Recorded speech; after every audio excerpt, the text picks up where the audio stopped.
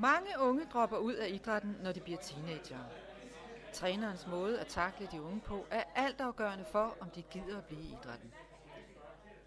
10 topmotiverede og dybt engagerede ungdomstrænere var derfor samlet til masterclass i DIF.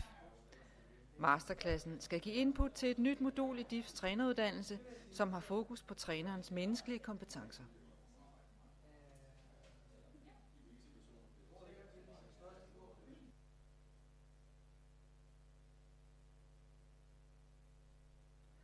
På det første træf arbejdede masterklassen med temaerne kommunikation og teambuilding.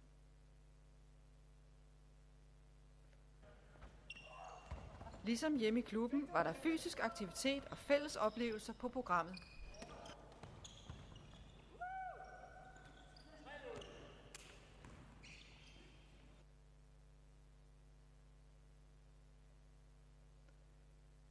Der blev udvekslet idéer og holdninger og netværket på tværs af idrætter.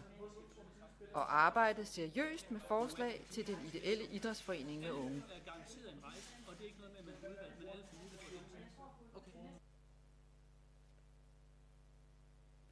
På næste træf skal masterklassen arbejde videre med at indkredse indholdet til det nye uddannelsesmodul.